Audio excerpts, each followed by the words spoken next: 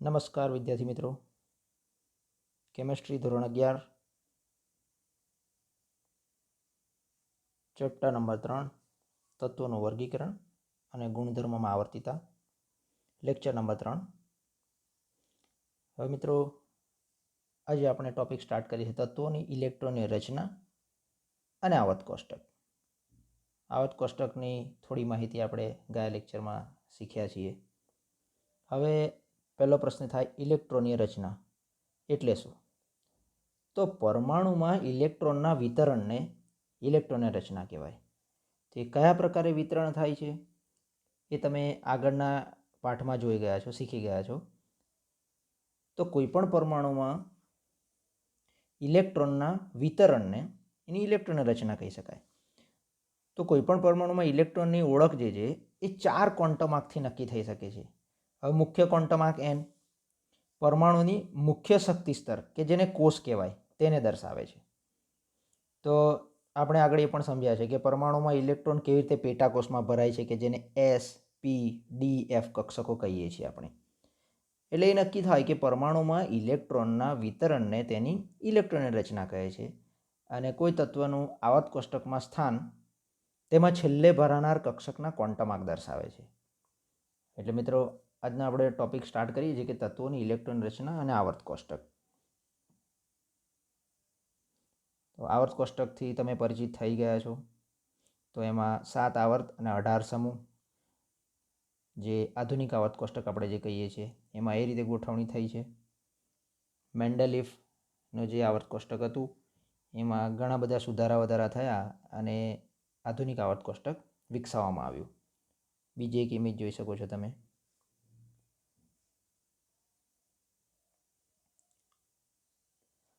હવે આપણે આગળનો પોઈન્ટ જોઈએ છે કે આવર્તમાં ઇલેક્ટ્રોનીય રચના. હવે મિત્રો, આવર્ત તમને ખ્યાલ આવી ગયા હશે. 7 આવર્તની વાત કરી છે આપણે. અને ઊભા શું હોય? સમૂહ. તો 18 સમૂહ અને 7 આવર્ત. એનું ડિસ્કશન આપણે ગયા લેક્ચરમાં કર્યું હતું. તો આવર્તમાં ઇલેક્ટ્રોનની રચના. તો આવર્તક્રમ બાહ્યતમ કક્ષા અથવા તો સંયોજકતા કોષ માટે nનું મૂલ્ય દર્શાવે. જેમ આવર્તક્રમ વધતો જાય તેમ મુખ્ય શક્તિ સ્તરનું મૂલ્ય વધતું જાય. મિત્રો, ફરી ધ્યાન આપજો કે જેમ આવર્તક્રમ વધતો જાય તેમ મુખ્ય શક્તિ સ્તરનું મૂલ્ય વધતું જાય. n બરાબર 1, n બરાબર 2. તો એવું જોવા મળે છે કે પ્રત્યેક આવર્તમાં તત્વોની સંખ્યા ભરાનાર શક્તિ સ્તરમાં પરમાણુય કક્ષકોની સંખ્યાથી બમણી હોય. તો આ પ્રમાણે આપણે આવર્તની n બરાબર 1. હવે ફરી ધ્યાન આપજો કે પ્રથમ આવર્તની વાત કરીએ આપણે તો n બરાબર 1 શરૂઆત નીચલા શક્તિ સ્તર 1s ભરાવાથી થાય છે. મિત્રો, ફરી ધ્યાન આપજો કે આવર્તક્રમ બાહ્યતમ કક્ષા અથવા તો સંયોજકતા કોષ માટે nનું મૂલ્ય દર્શાવે છે. અને જેમ આવર્તક્રમ વધતો જશે તેમ મુખ્ય શક્તિ સ્તરનું મૂલ્ય વધતું જાય. n બરાબર 1, n બરાબર 2 એ રીતે. તો પ્રત્યેક આવર્તમાં તત્વોની સંખ્યા ભરાનાર શક્તિ સ્તરમાં જેટલા પર પરમાણુય કક્ષકોની સંખ્યાથી બમણી હોય. એટલે પ્રથમ આવર્તની વાત કરીએ તો n બરાબર 1 શરૂઆત નીચલા શક્તિ સ્તર 1s ભરાવાથી થાય.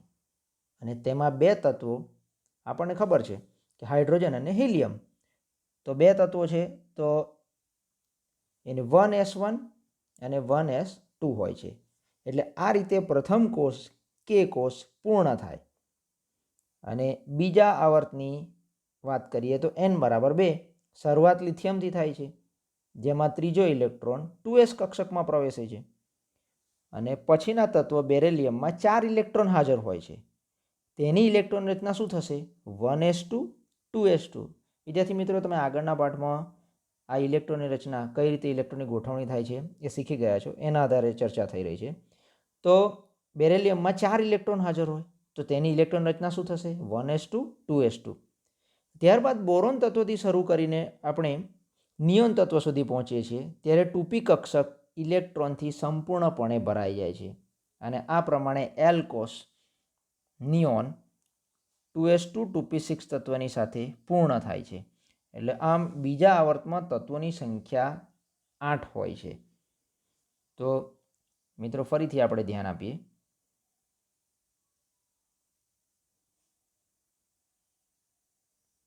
ઓકે, ફરી ધ્યાન આપજો. તો આપણે હાઇડ્રોજન અને હિલિયમ પ્રથમ આવર્તની વાત કરીએ તો n બરાબર 1 શરૂઆત નીચલા શક્તિ સ્તર 1s ભરાવાથી થાય અને એમાં બે તત્વો છે હાઇડ્રોજન, એને આપણે 1s1 અને પ્રથમ કોષ પૂર્ણ થાય. અને બીજા આવર્તની વાત કરીએ તો n બરાબર 2 શરૂઆત લિથિયમથી થાય, બીજા આવર્ત લિથિયમથી થાય, જેમાં ત્રીજો ઇલેક્ટ્રોન 2s કક્ષકમાં પ્રવેશે છે અને પછીના તત્વ બેરેલિયમમાં 4 ઇલેક્ટ્રોન હાજર હોય. તેની ઇલેક્ટ્રોન રચના 1s2 2s2.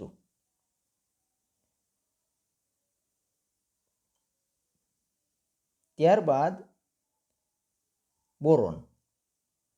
બોરોન તત્વથી શરૂ કરીને જ્યારે આપણે નિયોન તત્વ સુધી છેલ્લું તો નિયોન તત્વ સુધી પહોંચીએ છીએ ત્યારે 2p કક્ષક ઇલેક્ટ્રોનથી સંપૂર્ણપણે ભરાઈ જાય છે અને આ પ્રમાણે એલ કોષ નિયોન એટલે કે 2s2 2p6 તત્વની સાથે પૂર્ણ થાય છે. એટલે આપણે કહી શકીએ કે બીજા આવર્તમાં તત્વોની સંખ્યા 8 હોય છે.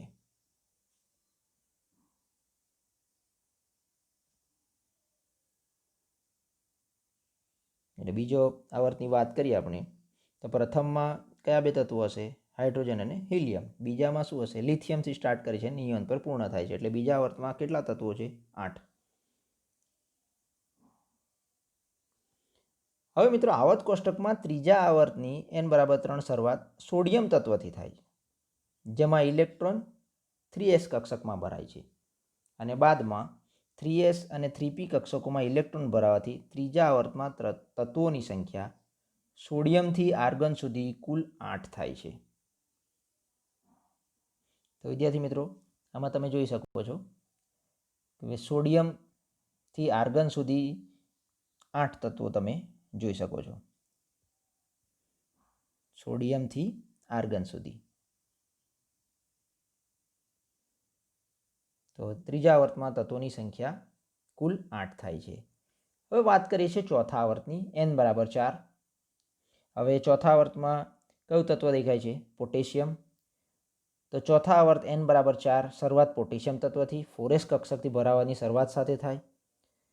હવે 4p કક્ષક ભરાવાની પહેલાં 3d કક્ષક ભરાવાનું શરૂ થાય, જે શક્તિની દ્રષ્ટિએ અનુકૂળ છે અને આ રીતે આપણને તત્વોની 3d સંક્રાંતિ શ્રેણી પ્રાપ્ત થાય છે. અને આ સ્કેન્ડિયમ એટલે કે 21 પરમાણુ ક્રમાંક તમે આમાં જોઈ શકો છો. ઓકે, Z બરાબર 21થી શરૂ થાય છે, જેની ઇલેક્ટ્રોન રચના 3d1 અને 4s2 થાય. હવે 3d કક્ષક ઝિંક એટલે કે Z બરાબર 30 આગળ સંપૂર્ણપણે ભરાઈ જાય છે, જેની ઇલેક્ટ્રોન રચના 3d10 4s2 છે. અને ચોથો આવર્ત 4p કક્ષકો ભરાવાની સાથે ક્રિપ્ટોન આગળ સમાપ્ત થઈ જાય છે. ક્રિપ્ટોન. મિત્રો આપણે ચોથા આવર્તની વાત કરી રહ્યા છીએ. તો જ્યારે ચોથો આવર્ત 4p કક્ષકો ભરાવાની સાથે ક્રિપ્ટોન આગળ સમાપ્ત થઈ જાય છે અને ચોથા આવર્તમાં કુલ 18 તત્વો હોય છે. ફરી ધ્યાન આપજો.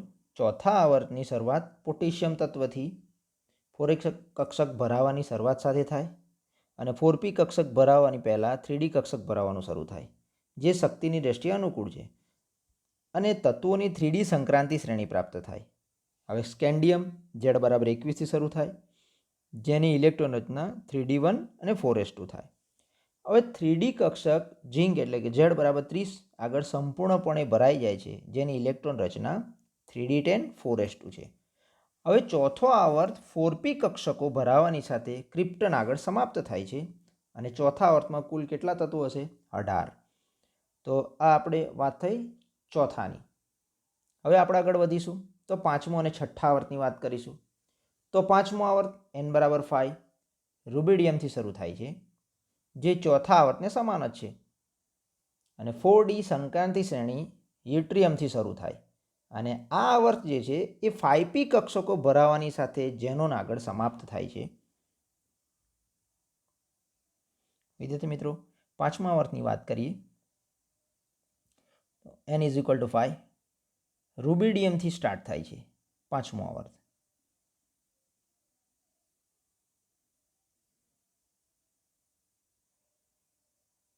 જે ચોથા આવર્તને સમાન મળતો જ આવે છે. 4D સંક્રાંતિ શ્રેણી યુટ્રિયમથી શરૂ થાય અને આ આવર્ત 5p કક્ષકો ભરાવાની સાથે ઝેનોન આગળ સમાપ્ત થાય. હવે છઠ્ઠા આવર્તમાં n = 6 32 તત્વો હોય અને આગળને આગળ ઇલેક્ટ્રોન જે છે એ 6s 4f 5d તથા 6p કક્ષકોમાં ભરાય છે અને 4f કક્ષકો ભરાવાની શરૂઆત સીરિયમથી Z = 58 થઈને લ્યુટેશિયમ Z = 71 આગળ પૂર્ણ થાય છે. તેને 4f આંતર સંક્રાંતિ શ્રેણી અથવા તો લેન્થેનોઇડ શ્રેણી કહેવામાં આવે છે. તો આ પાંચમા છઠ્ઠા આવર્તની આપણે ચર્ચા કરી. ફરી ધ્યાન આપજો. પાંચમો આવર્ત રૂબિડિયમથી શરૂ થાય છે, જે ચોથા આવર્તને સમાન જ છે. 4D સંક્રાંતિ શ્રેણી યુટ્રિયમથી શરૂ થાય અને 5p કક્ષકો ભરાવાની સાથે ઝેનોન આગળ સમાપ્ત થઈ જાય. તો ક્રમશઃ છઠ્ઠા આવર્તમાં n = 6 32 તત્વો હોય અને આગળને આગળ ઇલેક્ટ્રોન જે છે 6x 4f 5d તથા 6p કક્ષકોમાં ભરાય છે. તો 4f કક્ષકો ભરાવાની શરૂઆત સીરિયમથી થઈને લ્યુટેશિયમ આગળ પૂર્ણ થાય, જેને 4f આંતર સંક્રાંતિ શ્રેણી અથવા તો લેન્થેનોઇડ શ્રેણી કહેવાય છે. મિત્રો, s p d f કઈ રીતે ઇલેક્ટ્રોન ભરાવાની શરૂઆત થાય છે, તો કઈ રીતે ઇલેક્ટ્રોન રચના થાય છે, તો આ ટોપિક ફરીથી એવું લાગે તો જોઈ જજો. આગળના ચેપ્ટરમાં તમને ખ્યાલ આવી જશે. આ થઈ પાંચમો આવર્ત અને છઠ્ઠા આવર્તની. હવે સાતમો આવર્ત. તો સાતમો આવર્ત n = 7 છઠ્ઠા આવર્તને સમાન છે, જેમાં ઇલેક્ટ્રોન આગળને આગળ 7s 5f 6d અને 7p કક્ષકમાં ભરાય છે અને આમાં મોટાભાગના માનવ નિર્મિત રેડિયો સક્રિય તત્વો સમાવેશ છે. હવે સાતમો આવર્ત 118 પરમાણુ ક્રમાંકવાળા તત્વની શોધ સાથે પૂર્ણ થશે. તો આ તત્વ ઉમદા વાયુ સમૂહનું હશે અને એક્ટિનિયમ Z = 89ની પછી 5f કક્ષક ભરાવાને કારણે 5f આંતર સંક્રાંતિ શ્રેણી પ્રાપ્ત થાય, જેને એક્ટિનોઇડ શ્રેણી કહેવાય છે. તો 4f અને 5f આંતર સંક્રાંતિ શ્રેણીઓને આવર્ત કોષ્ટકના મુખ્ય ભાગની બહાર રાખવામાં આવી છે, જેથી તેમના બંધારણને જાળવી શકાય અને સાથે સાથે સમાન ગુણધર્મોવાળા તત્વોને એક જ સ્તંભમાં રાખીને વર્ગીકરણના સિદ્ધાંતનું પણ પાલન કરી શકાય. તો આપણે ફરી આવર્ત કોષ્ટક જોઈએ છે, એનાથી સમજીએ.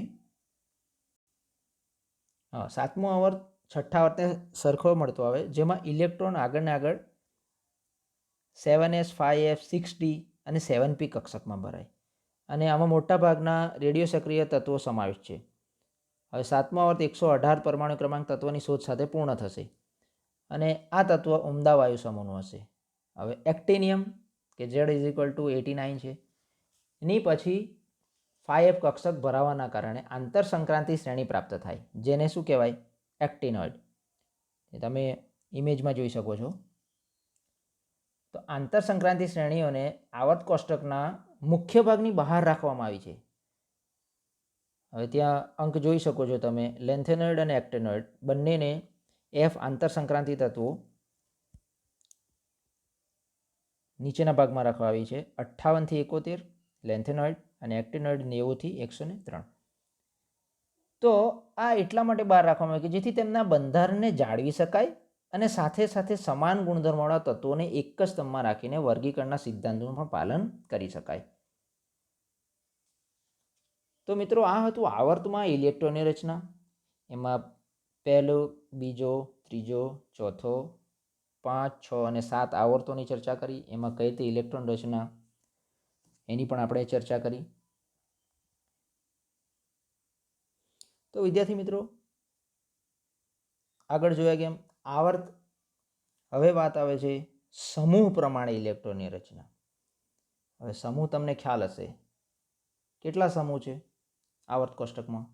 તો 18 સમૂહ. આધુનિક આવર્ત કોષ્ટકમાં આપણે 18 સમૂહ ની એનો વર્ગીકરણ થયેલું છે. 7 આવર્ત અને 18 સમૂહ. આવર્તમાં ઇલેક્ટ્રોન રચના આપણે જોઈ. હવે સમૂહ પ્રમાણે ઇલેક્ટ્રોન રચનાની ચર્ચા કરીએ. તો એક જ સમૂહ અથવા તો ઊભા સ્તંભમાં રહેલા તત્વોની સંયોજકતા કોષની ઇલેક્ટ્રોન રચના સમાન હોય છે અને તેમની બાહ્ય કક્ષકોમાં ઇલેક્ટ્રોનની સંખ્યા તથા ગુણધર્મો પણ સમાન હોય. હવે ધારો કે આપણે સમૂહ એકના તત્વોની સંયોજકતા કોષની ઇલેક્ટ્રોન રચના NS1 હોય છે. આપણે ફરી એકવાર આવર્ત કોષ્ટક જોઈએ છીએ. ચલો, એક જ સમૂહ અથવા તો ઊભા સ્તંભ, 18 સમૂહ છે એમાં પ્રથમની આપણે વાત કરીશું. તો એક જ સમૂહ અથવા તો ઊભા સ્તંભમાં રહેલા તત્વોની સંયોજકતા કોષની ઇલેક્ટ્રોન રચના કેવી હોય? સમાન હોય. હવે તેમની બાહ્યતમ કક્ષામાં ઇલેક્ટ્રોનની સંખ્યા તથા ગુણધર્મો પણ કેવા હોય? સમાન હોય. તો સમૂહ એકના તત્વો જે છે જેને આલ્કલી ધાતુઓ કહેવાય, તો સંયોજકતા કોષની ઇલેક્ટ્રોન રચના કેવી હશે? NS1 હોય છે. હવે આપણે કોષ્ટક જોવા જઈ રહ્યા છે કે પરમાણુ ક્રમાંક. હવે આપણે પ્રથમ સમૂહની વાત કરીએ તો એમાં લિથિયમ, પછી સોડિયમ, પોટેશિયમ, રૂબિડિયમ, સીઝિયમ, ફ્રાન્સિયમ, ત્યાં સુધીની આપણે ચર્ચા કરીશું. તો એની ઇલેક્ટ્રોનની રચના આપણે કોષ્ટક જોવા જઈ રહ્યા છીએ. તો સમૂહમાં ઇલેક્ટ્રોનની રચના આ રીતે. તો બાહ્ય કક્ષકોમાં ઇલેક્ટ્રોનની સંખ્યા તથા ગુણધર્મો કેવા હોય? સમાન હોય. તો વિદ્યાર્થી મિત્રો, પ્રથમ સમૂહ પરમાણુ ક્રમાંક 3 લિથિયમ, તો એની ઇલેક્ટ્રોન રચના 1s2 2s1. આપણે આગળ વાત કરીએ એમ સંયોજકતા કોષની ઇલેક્ટ્રોન રચના NS1 હોય છે. તો તમે અહીં આગળ જોઈ શકો છો ઇલેક્ટ્રોન રચના 1s2 2s1 અથવા તો હિલિયમ 2s1. એ જ રીતે 11, તો એ પરમાણુ ક્રમાંક કોનો છે? સોડિયમનો, સંજ્ઞા Na. તો એની ઇલેક્ટ્રોન રચનાની વાત કરીએ તો 1s2 2s2 2p6 3s1 અથવા નિયોન 3s1. એ જ રીતે પોટેશિયમ 19, તો એની પણ એ રીતે આપણે ઇલેક્ટ્રોન રચના દર્શાવી શકીએ છીએ. પછી એ રીતે રૂબિડિયમ 37, સીઝિયમ 55 અને ફ્રાન્સિયમ 87. તો આ બધાની ઇલેક્ટ્રોન રચના પરથી સમૂહની, આપણે પ્રથમ સમૂહની જ વાત કરતા હતા, તો એ બાબત સ્પષ્ટ થઈ કે કોઈ પણ તત્વના ગુણધર્મો તેના પરમાણુ ક્રમાંક પર આધારિત હોય, નહીં કે એના પરમાણુ દળ પર. તો આ રીતે આજે આપણે 2 ટોપિકની ચર્ચા કરી કે તત્વોની ઇલેક્ટ્રોન રચના અને આવર્ત કોષ્ટક.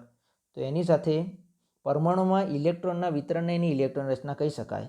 તો એમાં આવર્તમાં ઇલેક્ટ્રોન રચના અને સમૂહ પ્રમાણે ઇલેક્ટ્રોન રચના આપણે બંનેની ચર્ચા કરી. તો મિત્રો, આમાં જેટલા પણ જરૂરી પોઈન્ટ્સ છે એની નોંધ કરી લેશો. તો વિદ્યાર્થી મિત્રો, આજે જે આપણે ટોપિક જોયા એનું ફરીવાર એકવાર શોર્ટમાં રિવિઝન કરી લઈએ. તો આજનો આપણો ટોપિક હતો તત્વોની ઇલેક્ટ્રોન રચના અને આવર્ત કોષ્ટક. તો ઇલેક્ટ્રોનની રચના એટલે કે પરમાણુમાં ઇલેક્ટ્રોનના વિતરણને ઇલેક્ટ્રોન રચના કહે છે. આવર્ત કોષ્ટક કે જેમાં 7 આવર્ત અને 18 સમૂહ દર્શાવેલ છે. આવર્તમાં ઇલેક્ટ્રોનની રચના, તો આવર્તક્રમ બાહ્યતમ કક્ષા અથવા તો સંયોજકતા કોષ માટે એનનું મૂલ્ય દર્શાવે છે અને એના આધારે પ્રથમ આવર્ત, પછી બીજો આવર્ત, ત્રીજા આવર્તની ચર્ચા કરી આપણે, ચોથો અને પાંચમો આવર્ત, છઠ્ઠો આવર્ત,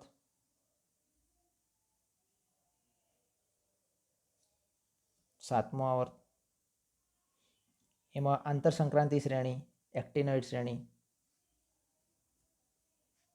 ત્યાર પછી સમૂહ પ્રમાણે ઇલેક્ટ્રોનની રચના, તો આવર્તમાં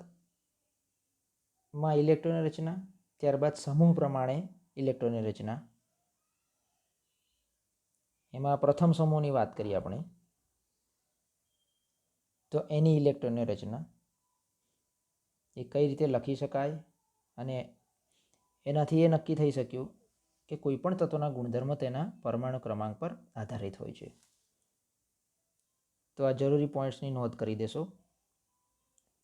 એના પછીનો આગળનો ટોપિક જે નેક્સ્ટ લેક્ચરમાં આપણે લઈશું ઇલેક્ટ્રોન રચના અને તત્વોના પ્રકાર. એમાં SP DF વિભાગોની આપણે ચર્ચા કરીશું.